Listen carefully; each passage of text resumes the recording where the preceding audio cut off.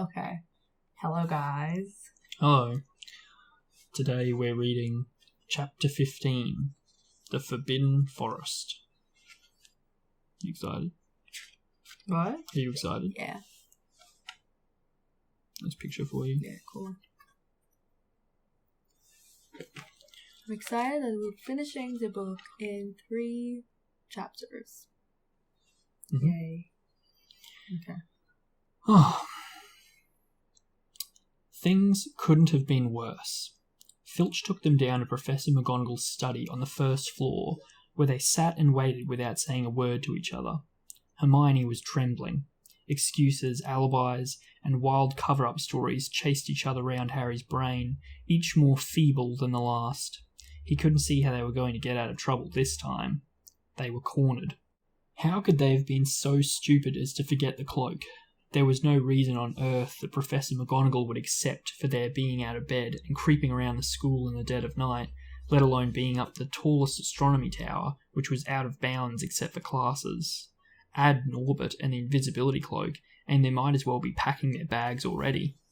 Had Harry thought the things couldn't have been worse? He was wrong. When Professor McGonagall appeared, she was leading Neville.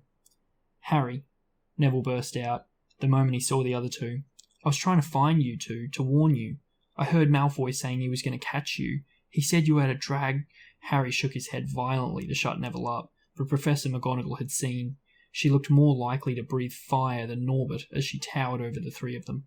"I would never have believed it in any of you. Mr. Filch says you were up the astronomy tower. It's 1 o'clock in the morning. Explain yourselves." It was the first time Hermione had ever failed to answer a teacher's question. She was staring at her slippers, as still as a statue. "I think I've got a good idea of what's been going on," said Professor McGonagall. "It doesn't take a genius to work it out. You fed Draco Malfoy some cock-and-bull story about a dragon trying to get him out of bed and into trouble. I've already caught him. I suppose you think it's funny that Longbottom here heard the story and believed you too." Harry caught Neville's eye and tried to tell him without words that this wasn't true, because Neville was looking stunned and hurt. Poor blundering Neville. Harry knew what it must have cost him to try and find them in the dark, to warn them.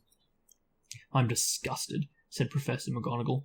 4 students out of bed in one night. I've never heard of such a thing before. You, Miss Granger, I thought you had more sense.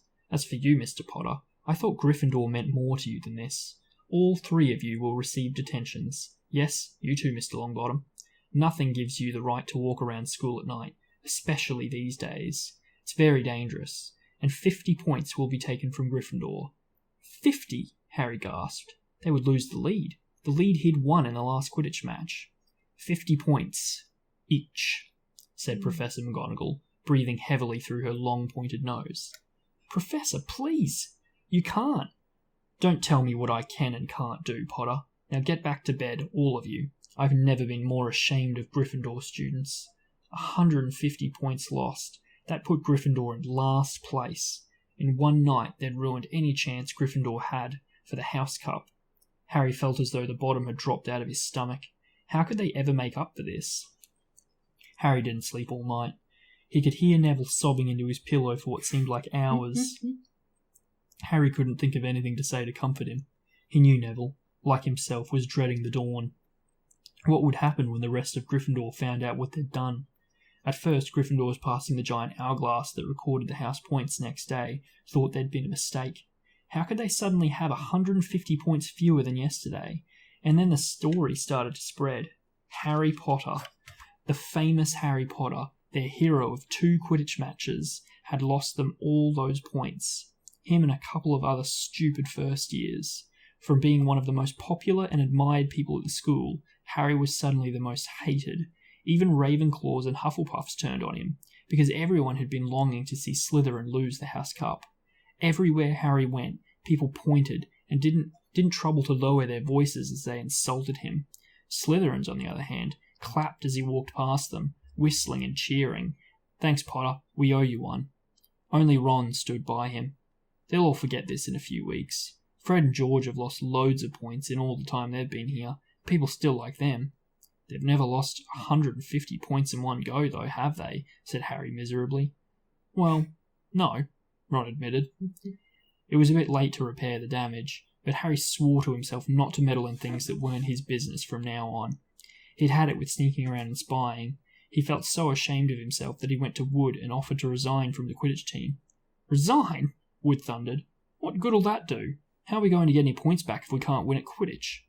But even Quidditch had lost its fun. The rest of the team wouldn't speak to Harry during practice, and if they had to speak to him, they called him the Seeker. Hermione and Neville were suffering too. They didn't have as bad a time as Harry, because they weren't as well known, but nobody would speak to them either. Hermione had stopped drawing attention to herself in class, keeping her head down and working in silence.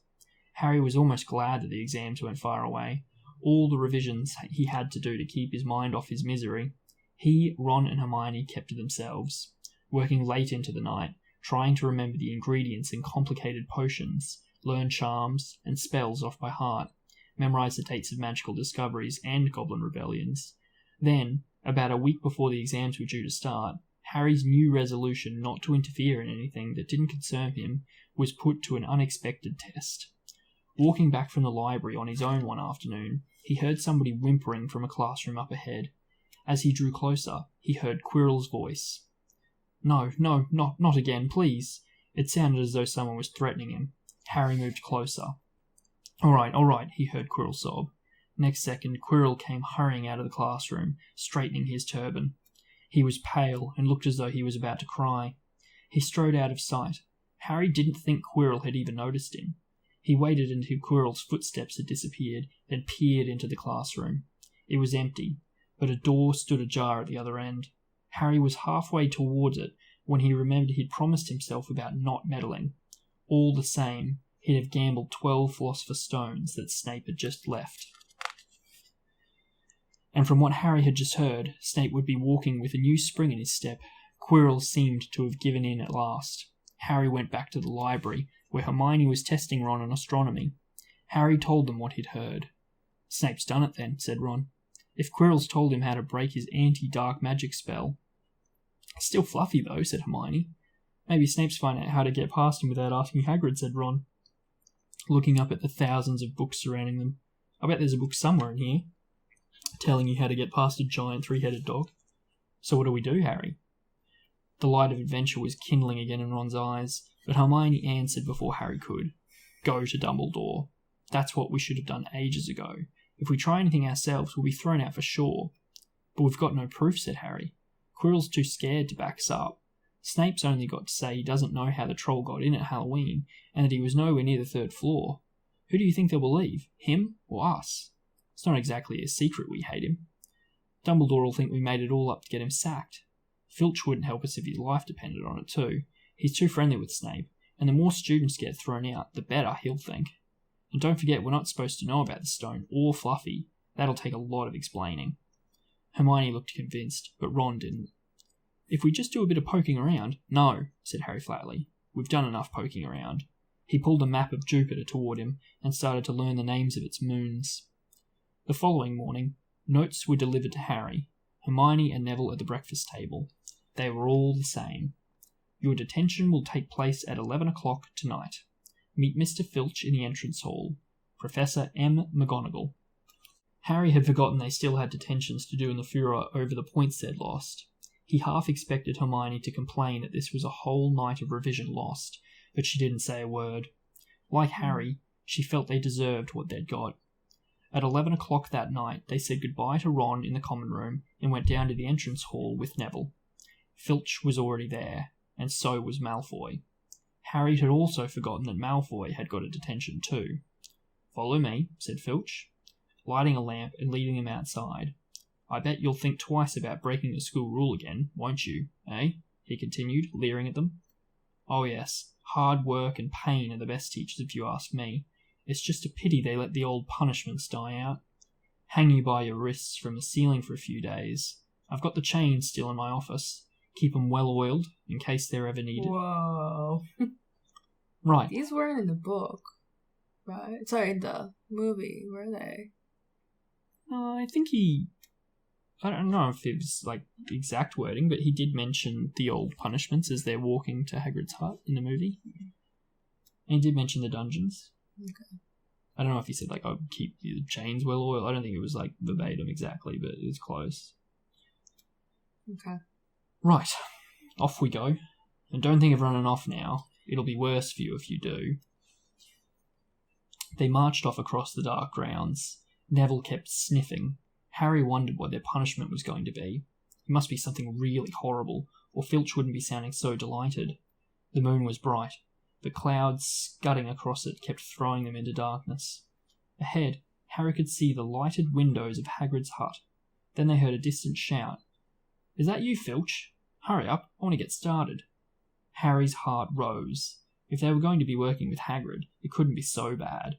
His relief must have showed in his face, because Filch said, "I suppose you think you'll be enjoying yourself with that oaf? Well, think again, boy.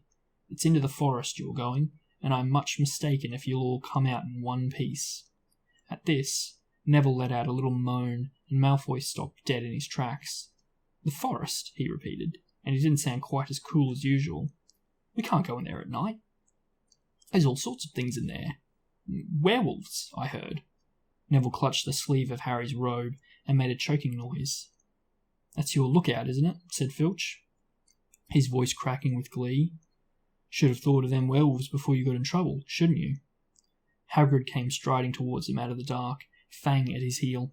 He was carrying his large crossbow, and a quiver of arrows hung over his shoulder. "About time," he said. "We've been waiting for half an hour already. All right, Harry? Hermione?" "I shouldn't be too friendly to them, Hagrid," said Filch coldly. "They're here to be punished, after all." "That's why you're late, is it?" said Hagrid, frowning at Filch. "Been lecturing them, eh? It's not your place to do that. You've done your bit. I'll take over from here." "I'll be back at dawn," said Filch. "For what's left of them," he added nastily, and he turned and started back towards the castle, his lamp bobbing away in the darkness. Malfoy now turned to Hagrid. "I'm not going into that forest," he said, and Harry was pleased to hear the note of panic in his voice. "Yeah, if you want to stay at Hogwarts," said Hagrid fiercely. "You've done wrong, and now you've got to pay for it." "But this is servant stuff. It's not for students to do. I thought we'd be writing lines or something. If my father knew I was doing this, he'd—" "Tell you that's how it is at Hogwarts," Hagrid growled. "Writing lines. What's that good for anyone? You'll do something useful, and you'll get out. If you think your father'd rather you expelled, then get back off to your castle and go pack. Go on." Malfoy didn't move. He looked at Hagrid furiously, but then dropped his gaze. "Right then," said Hagrid. "Now listen carefully, because it's dangerous what we're going to be doing tonight, and I don't want no one taking risks. Follow me over here a moment." He led them to the very edge of the forest. Holding his lamp up high, he pointed down a narrow, winding earth track that disappeared into the thick black trees. A light breeze lifted their hair as they looked into the forest. "Look there," said Hagrid. "See that stuff shining on the ground? Silvery stuff? That's unicorn blood. There's a unicorn in there that's been hurt badly by something. This is the second time this week. I found one dead last Wednesday. We're going to try and find the poor thing.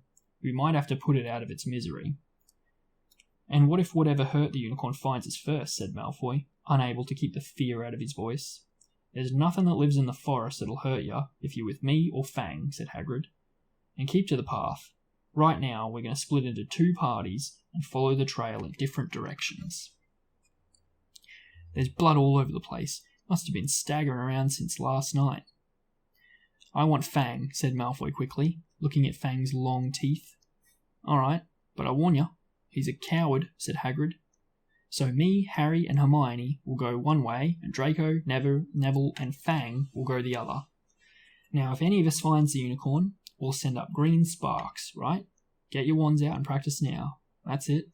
And if anyone gets in trouble, send up red sparks, and we'll all come and find you. I So was be in careful." this part in Nintendo Switch game. In the Lego game? Yeah. Yeah. I was in Is this it hard? game. Yeah. I didn't go to the next level. You so got scared No. in the forest. I didn't. It was a bit long. I don't know what happened that I didn't continue. I think I got another game. You probably just got another game that was cooler. Yeah. The forest was black and silent. A little way into it, they reached a fork in the earth, and Harry, Hermione, and Hagrid took the left path, while Malfoy, Neville, and Fang took the right. They walked in silence, their eyes on the ground. Every now and then a ray of moonlight through the branches above lit a spot of silver-blue blood on the fallen leaves. Harry saw that Hagrid looked very worried. "Could a werewolf be killing the unicorns?" Harry asked. "Not fast enough," said Hagrid. "It's not easy to catch a unicorn. They're powerful magic creatures. I never knew one to be hurt before." They walked past a mossy tree stump. Harry could hear running water. There must be a stream somewhere close by. There were still spots of unicorn blood here and there along the winding path. "You all right, Hermione?" Hagrid whispered. "Don't worry. Couldn't have gone far if it's this badly hurt. And we'll be able to get behind that tree." Hagrid seized Harry and Hermione and hoisted them off the path behind a towering oak. He pulled out an arrow and fitted it into his crossbow, raising it ready to fire. The three of them listened. Something was slithering over dead leaves nearby. It sounded like a cloak trailing along the ground. Hagrid was squinting up the dark path, but after a few seconds, the sound faded away. "I knew it," he murmured. "There's something here that shouldn't be here." "A werewolf?" Harry suggested. "That wasn't no werewolf, and it wasn't no unicorn neither," said Hagrid grimly. "Right, follow me. Be careful now." They walked more slowly, ears straining for the faintest sound. Suddenly, in a clearing ahead, something definitely moved. "Who's there?" Hagrid called. "Show yourself. I'm armed."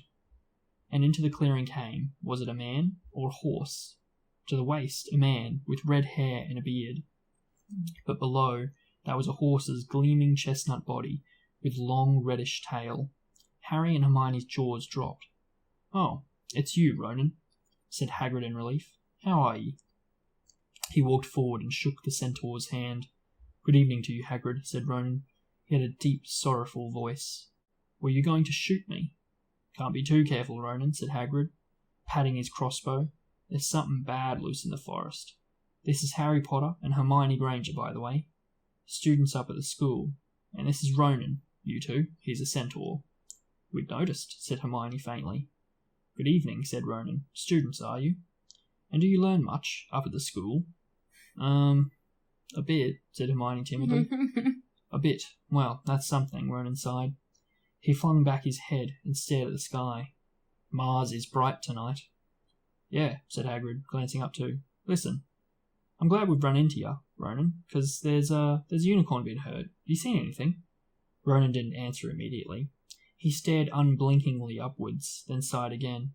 "Always the innocent are the first victims," he said. "So it has been for ages past. So it is now." Yeah," said Hagrid. "But have you seen anything, Ronan? Anything unusual?" He's trying to be poetic, but he's like, "Have you seen that?" Yeah. He says it again. "Mars is bright tonight," Ronan repeated while Hagrid watching him impatiently. "Unusually bright." "Yeah, but I was meaning anything unusual a bit nearer at home," said Hagrid. "So you haven't noticed anything strange?" Yet again Ronan took a while to answer. At last he said, "The Forbidden Forest hides many secrets." A movement in the trees behind Ronan made Hagrid raise his bow again, but it was only a second centaur, black-haired and bodied, a wilder-looking one than Ronan. "Hello, Bane," said Hagrid. "All right?"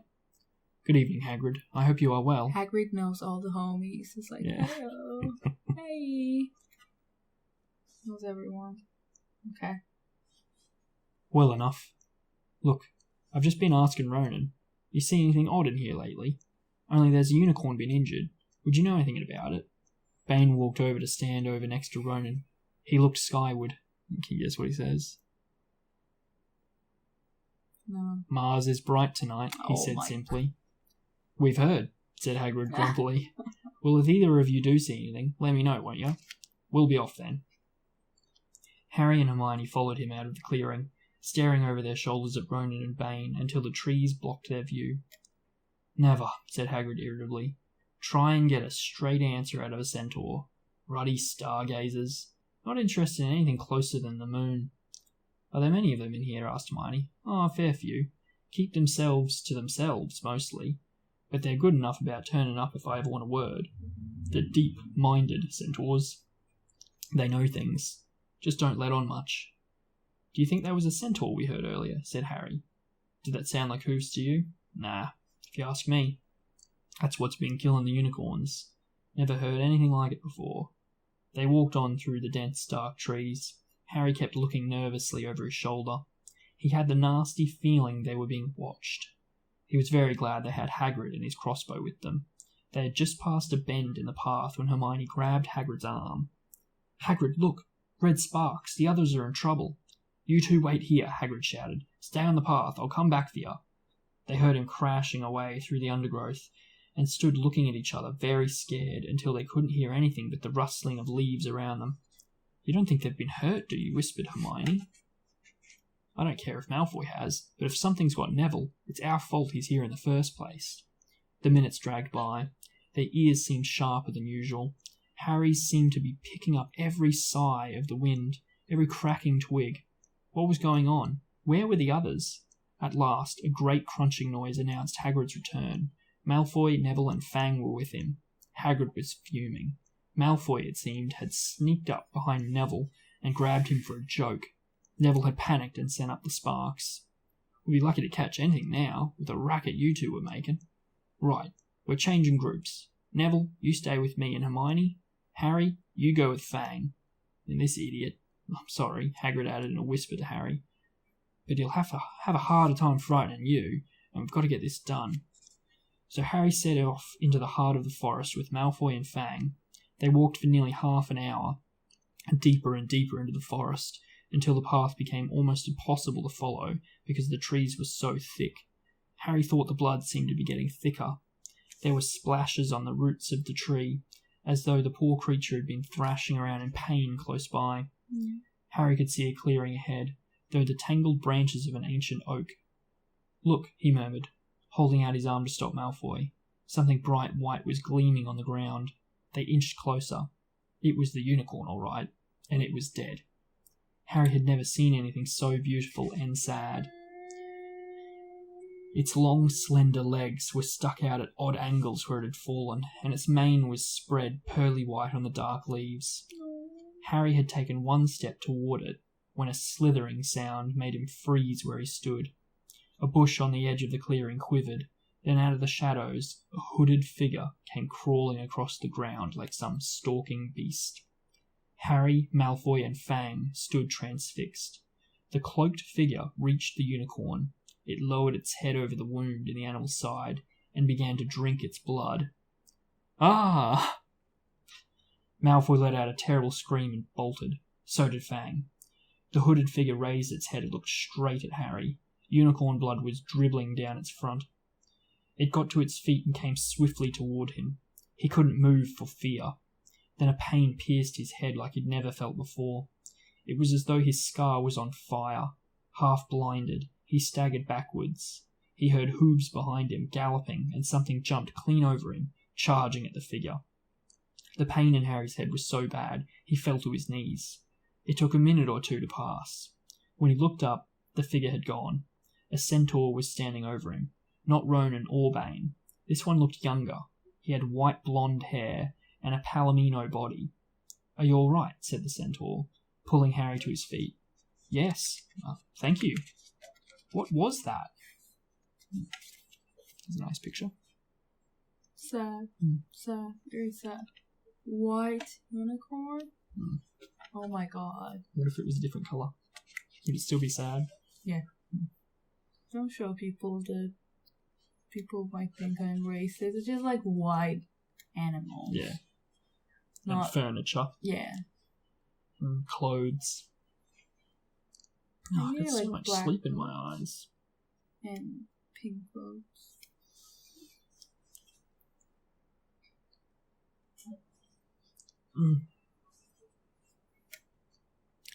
The centaur didn't answer. He had astonishingly blue eyes, like pale sapphires. He looked carefully at Harry, his eyes lingering on the scar which stood out livid on Harry's forehead. "You're the Potter boy," he said. "You'd better get back to Hagrid. The forest is not safe at this time. Especially for you. Can you ride? It will be quicker this way. My name is Forrest," he added, as he lowered himself onto his front legs so that Harry could clamber onto his back. There was suddenly a sound of more galloping from the other side of the clearing. Ronan and Bane came bursting through the trees, their flanks heavy, heaving and sweaty. Firenze, Bane thundered. What are you doing? You have a human on your back. Have you no shame? Are you a common mule? Do you realize who this is? Said Firenze. This is the Potter boy. The quicker he leaves this forest, the better. What have you been telling him? Growled Bane. Remember, Firenze, we are sworn not to set ourselves against the heavens. Have we not read what is to come in the movements of the planets? Ronan pawed the ground nervously. I'm sure Firenze thought he was acting for the best, he said, in his gloomy voice. Bane kicked his back legs in anger. For the best? What is that to do with us? Centaurs are concerned with what has been foretold. It is not our business to run around like donkeys after stray humans in our forest. Firenze suddenly reared onto his hind legs in anger, so that Harry had to grab onto his shoulders to stay on. Do you not see that unicorn? Firenze bellowed to Bane. Do you not understand why it was killed? Or have the planets not let you in on that secret? I set myself against what is lurking in this forest, Bane. Yes, with humans alongside me if I must. And Firenze whisked around, with Harry clutching on as best he could. They plunged off into the trees, leaving Ronan and Bane behind them. Harry didn't have a clue what was going on. Why is Bane so angry? He asked. What was that thing you saved me from, anyway? Firenze, slow to a walk, warned Harry to keep his head bowed in case of low-hanging branches, but did not answer Harry's question. They made their way through the trees in silence for so long that Harry thought Firenze didn't want to talk to him anymore. They were passing through a particularly dense patch of trees. However, when Firenze suddenly stopped, Harry Potter, do you know what unicorn blood is used for? No, said Harry, startled by the odd question. We've only used the horn and tail hair in potions. That is because it is a monstrous thing to slay a unicorn, said Firenze. Only one who has nothing to lose and everything to gain would commit such a crime. The blood of a unicorn will keep you alive, even if you are an inch from death. But at a terrible price. You have slain something pure and defenceless to save yourself, and you will have but a half-life, a cursed life, from the moment the blood touches your lips. Harry stared at the back of Firenze's head, which was dappled silver in the moonlight. But who'd be that desperate? He wondered aloud. If you're going to be cursed forever, death's better, isn't it? It is, Firenze agreed, unless all you need is to stay alive long enough to drink something else. Something that will bring you back to full strength and power. Something that will mean you can never die. Mr. Potter, do you know what is hidden in the school at this very moment? The Philosopher's Stone, of course, the elixir of life. But I don't understand who. Can you think of nobody who has waited many years to return to power, who has clung to life awaiting their chance? It was as though an iron fist had clenched suddenly around Harry's heart. Over the rustling of the trees he seemed to hear once more what Hagrid had told him on the night they had met. Some say he died. Coddle swap, in my opinion. Don't know if he had enough human left in him to die. Do you mean, Harry croaked, that was Harry, are you all right? Hermione was running towards them down the path, Hagrid puffing along behind her. I'm fine, said Harry, hardly knowing what he was saying. The unicorn's dead, Hagrid. It's in the clearing back there. This is where I leave you, Firenze murmured as Hagrid hurried off to examine the unicorn. You are safe now. Harry slid off his back. Good luck, Harry Potter, said Firenze. The planets have been read wrongly before now, even by centaurs. I hope this is one of those times. He turned and cantered back into the depths of the forest, leaving Harry shivering behind him. Ron had fallen asleep in the dark common room, waiting for them to return. He shouted something about Quidditch fouls when Harry roughly shook him awake. In a matter of seconds, though, he was wide-eyed, as Harry began to tell him and Hermione what had happened in the forest. Harry couldn't sit down. He paced up and down in front of the fire. He was still shaking. Snape wants the stone for Voldemort, and Voldemort's waiting in the forest, and all this time we thought Snape just wanted to get rich. Stop saying the name, said Ron in a terrified whisper, as if he thought Voldemort could hear them. Harry wasn't listening. Firenze saved me, but he shouldn't have done. Bane was furious. He was talking about interfering with what the planets were saying is going to happen. They must show that Voldemort's coming back. Bane thinks Firenze should have let Voldemort kill me. I suppose that's written in the stars as well. Will you stop saying the name? Ron hissed. So all I've got to wait for now is for Snape to steal the stone. Harry went on feverishly. Then Voldemort will be able to come and finish me off. Mm. Well, I suppose Bane will be happy. Hermione looked frightened, but she had a word of comfort. Harry, everyone says Dumbledore's the only one you know who was ever afraid of. With Dumbledore around, you know who won't touch you. Anyway, who says the centaurs are right? Yeah, I always remembered this sentence that Hermione. Hermione said. Yeah. Because Ron's an idiot. He would have been like, you're going to die if you say the name. Can I say something? Mm-hmm. No offense to boys, but boys usually don't have a Brain. a positive word to say to like support someone. They're trying to just completely be realistic and a bit negative to like make you ready for the situation. But girls are like, oh, but no, it might happen like that. Oh, don't worry, someone's gonna help you. That's true, but wouldn't you say that it's more in character for Hermione to be the realist and for Ron to be the... I mean, I suppose Ron's a bit of a pessimist, but he generally like has some positive to say. But the realistic situation wasn't the thing that Harry died. Like, Harry didn't die in the end. But he was supposed to die. No, Mars was red. It was a chance that he would die, but like he didn't. Because of a lot of reasons. Because blah blah blah. You know, so Hermione was being realistic. We nearly finished the chapter. We'll talk. Okay. There is something. I like to just talk in like between it. I don't like the ending. Because I'm going to go on a big tangent about why he should have died. Okay. Sorry. Anyway, who says the centaurs are right? It sounds like fortune telling to me, and Professor McGonagall says that's a very imprecise branch of magic. The sky had turned light before they stopped talking. They went to bed exhausted, their throats sore, but the night's surprises weren't over. When Harry pulled back his sheets, he found his invisibility cloak folded neatly underneath them. There was a note pinned to it, just in case. This chapter, so we were very close. Yes, I think that like the centaurs had seen that Harry was going to die, right? Because the moon, or they knew that someone was going to die or something. They'd seen the future of Harry dying in the forest. Maybe the unicorn wasn't dead yet in the forest and it was going to die. That's why they saw it, because the unicorn was a very special thing. Blah blah blah. It was a good creature. I can see how that would make, like, because they're kind of special. Yeah.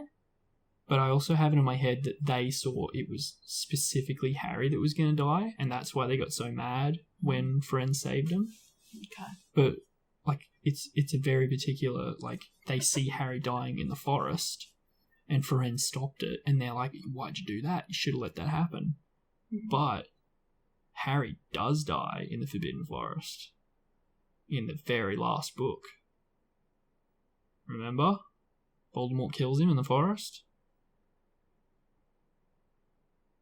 And then he comes back. What? In the very last movie, book. He doesn't die. But, like, he goes to die. Like, so I'm assuming, like, maybe the centaurs saw that and they were like, But he doesn't die. Doesn't he? Then how does he come back? A bit of him dies, though. How is he back then? How does he have a family? Because it just kills, like, a bit of him. Okay. Kills the Voldemort part of him. Yeah. Maybe that's what the centaurs saw, though. Yeah, but, like, he didn't die. No. He made alive. Yeah, no, he didn't die, but, like, do you see what I mean? Like, maybe that's what the centaurs saw. Maybe they got confused. Maybe, yeah. Because, like, they're pretty accurate. Yeah, okay. That is also the first time that Hermione's like, divination's stupid. Professor McGonagall doesn't like it. You know how she, like, that's the one class that she fails all the time. Yeah. Because she's A+ and everything, but then divination's like, this is ridiculous. This class is ridiculous. Yeah. Yes. What else did you think? I got really sad for a unicorn. The white unicorn. It has blue blood in the book. I don't remember that. It's like silvery, like metallic looking in the movies. Yeah. They've got Neville with them. Yeah. Instead of Ron. I don't care about that. I care about Ron. It's not fair. I don't know. I'm gonna say something. Neville in the books so much better than Neville in movies. I don't know why. The character is still like a very nerdish boy that cannot stand up for himself. But it's still a bit better. It's kind of fleshed out a bit more. Like he's not a periphery character like in the movies. And he told me he was born the same day as Harry. And I was like, oh, he might have been. He could have been the chosen one. Yeah. So I was like, oh, but like in the movies, I just think he's just a side character that is so. Yeah. I'm sorry, it was stupid. I'm like, oh. There's those kind of people. So you know, I think it might have been not the last chapter, but the chapter before, where Malfoy does the leg locker curse on him. Yeah. In the movie, there's a deleted scene where his shoelaces are tied together or something, and he's like hopping in the Great Hall. They deleted the scene, but like, it's bad. It's funny. I'll show you later. It's funny. Yeah, it's good. Yeah. Okay. No, because it's like a comical scene, like. And it just shows how it's treated differently in the movie and the books. And in the books, it's like he's a victim, and it's like, oh, poor Neville, you know, you're a Gryffindor, you know, you'll get there. And Harry's like always saying like a supportive thing, like, you know, you're worth 12 of him. But in the movie, it's like, oh, look, he's comic relief. You know, look at this idiot with his legs bound together. Yeah, that's how I've seen the movie. Stupid Neville. So it's still like he's still. I don't want to use a bad word. So he's still very. Not my type of person, very. I don't know. That's good though. That's good that you picked that up literally in the first book. But in the books, he's just a victim. He's just someone that is like, oh, I can't stand up for myself. So good. I'm okay with them. Good analysis. Yeah. What else would I want to talk about? Hagrid did not care at all about their poetic perspective to Moon and Mars is red tonight. It's like, shut up. Tell me where the unicorn is. Whatever it was, it was just not big. I think he had drinks. Incredibly irresponsible to be like, okay, it's my detention. I'm supposed to be looking after you kids in a very dangerous place where like a unicorn is literally being killed, like a really difficult creature to kill. It's obviously something like powerful with dark magic, and he goes, okay, Harry, Hermione, you come with me. Neville and Draco Malfoy, you go hang out with my dog that's a coward on a separate path. In the game, it's the dog, Hagrid, Harry, Ron, and Hermione for this mission. So is Draco just not there. It's just not there. There might be in another way. Draco and Neville, they went in another way. I think I'm not sure what happened in the beginning, but like the dog is with them. So in a bit, you can use the dog to do some stuff. I like dogs. Yeah, I like Fang too. Yeah. Also, because I've just gone back to the beginning of the chapter, 150 points. Oh yeah. Taken off. I wanted to talk about the points as well. Oof. That was a lot. 150. Yeah. And as I was reading, I didn't like stop myself from reading, but she says somewhere like, 4 students out of bed in one night. I've never heard of such a thing before. Yeah. Can you not think of 4 students that might have been out of bed before Harry and Ron and Hermione and co? What was that? James, Sirius, Lupin, and Peter Pettigrew. So, like, she's kind of shocked, and I have a feeling that she was super harsh with the points.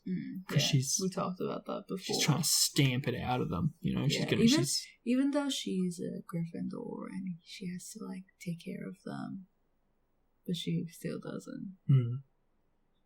Still exactly the opposite of Snape, that he just cares about Slytherin. Favours them a lot, But she's tough. She's a tough lady. I like her though. Yeah. And the invisibility, they left the invisibility cloak up, but then at the end of the chapter, the invisibility cloak's in Harry's bed. Yeah. Who put it there? What happened? Who do you think it was? Who do you think put the invisibility cloak back?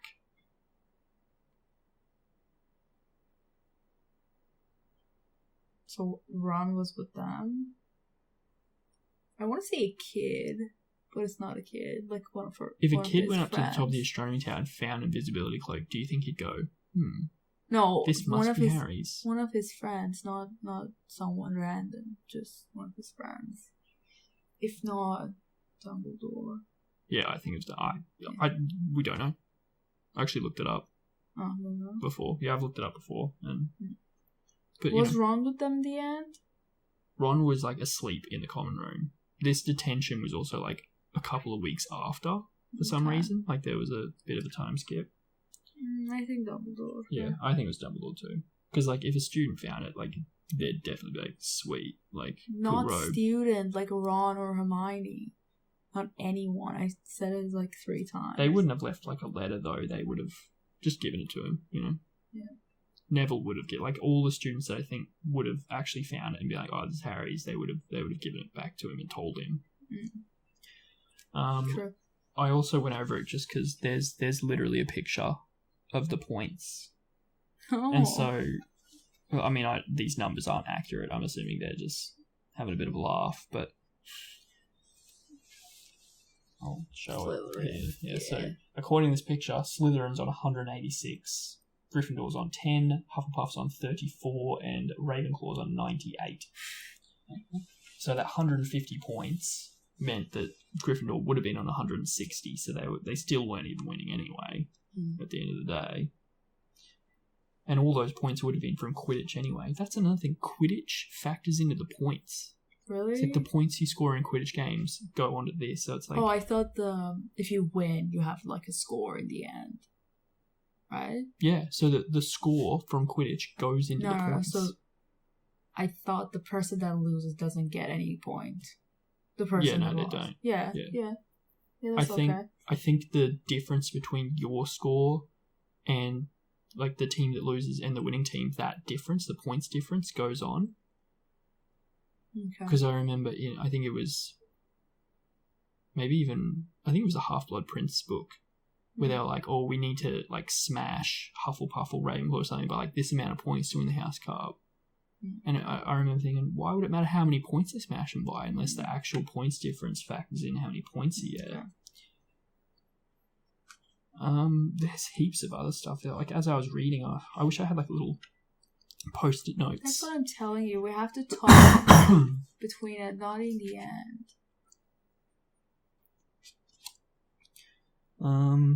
Like I'll forget what I wanted to say in the beginning.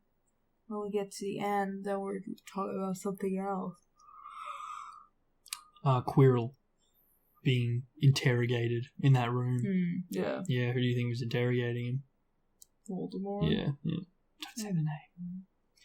You know who. You know who, yeah. And when Hermione's like, we should go to Dumbledore. And they were like, no, we don't want to do that. We don't have proof. Like, do you think they should have gone to Dumbledore? Yeah. I think they should have gone to Dumbledore straight away. I think Dumbledore definitely would have believed them. They would have said, oh, it's Snape. And then they would have been like, oh, he's interrogating Quirrell, blah, blah, blah. I mean, I still think that Dumbledore already knew everything. And the whole thing was like a plan laid out to test Harry, but like it can't have hurt, you know? Yeah, that was not a good test. I did not enjoy the test. I'll be mad. We should do this, huh? Protect me better. I'm a kid. Yeah, and I suppose also just having a detention at 11 p.m. till dawn. Like, did they have class the next day, or? Detention. Wanted to torture them. Didn't care. So, I mean... Yeah, probably. Would you get a detention the next day for sleeping in class? Like, man, if I was a kid, I couldn't... I don't think people get a detention for sleeping in class. Do they? I mean, I slept most of my classes at high school. Yeah. Oh, look, I don't think I ever got a detention for sleeping in class, but, like, you'd get, like... You would never have detention. You'd get, like, a book thrown at you, and they'd be like, wake up.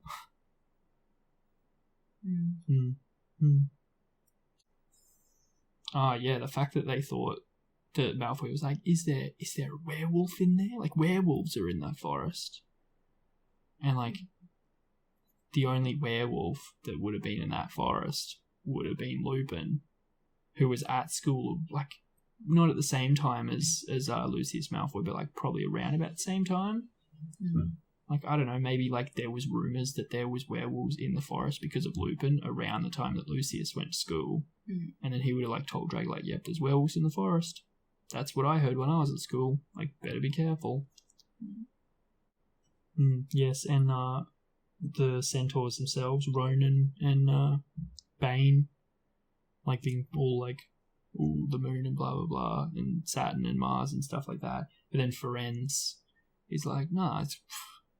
like, I'm going to save this kid. And that's kind of like the first time that you see that Ferenz is like, and they say he's young, but like, he's like rebelling against the other centaurs. And that's going to come up in another book. That's like the first time you see Ferenz is like an independent individual sort of centaur. Okay. Anything else? No? No. Did you like that chapter? Yeah, it was good. What was your favourite bit?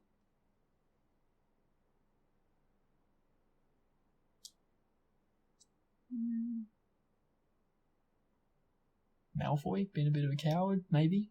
No. No? Oh, no. It definitely wasn't the unicorn dying. No. I like that Harry got his invisibility back in the end. Also, I probably should have said this at the beginning of the video, but we did have a comment on the last video, which I'm going to get up now and read because I don't actually remember what it said. It was about the protection of Hogwarts, Steerinless. My take on the protection around Hogwarts is that it wasn't too extensive until Voldemort's return, and I think apparating was the only thing you could ever not do to get inside the grounds. Remember that Sirius was able to get in, although it was a dog, and Barty crouched too. So yeah, I think that's a fair point. Yeah. That maybe the security wasn't, there at all, except for the apparition thing that was always there. But it is a bit odd that they wouldn't have any like beef security when the stone's there. So I don't know. You said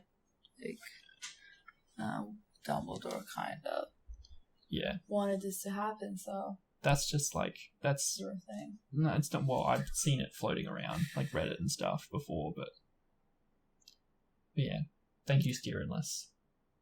Yet again. Okay. Yeah. Other than that, good chapter. Thank you guys for watching. Please like and subscribe if you like our videos. Thank you. Bye. Yay.